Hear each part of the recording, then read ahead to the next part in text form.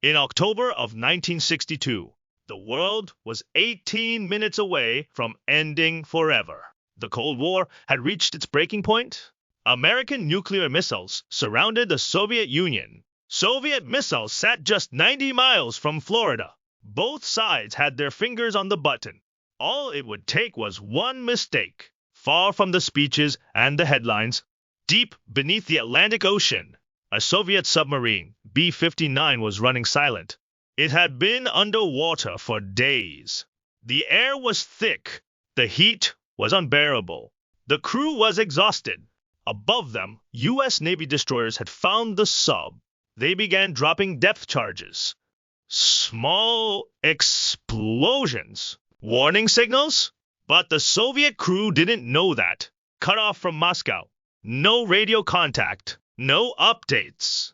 They believed nuclear war had already begun. And on board the submarine was a weapon designed for the end of the world. A nuclear torpedo, powerful enough to trigger full-scale nuclear retaliation. Soviet protocol was simple. If 3 senior officers agreed they could launch, one officer voted yes. Another voted yes. The submarine shook with explosions. The crew prepared for what they believed were their final moments. Then one man spoke. His name was Vasily Arkhipov. Arkhipov didn't believe the war had started. He argued the explosions were warnings, not attacks. He refused to authorize the launch. For 18 minutes, the fate of the world hung on that decision.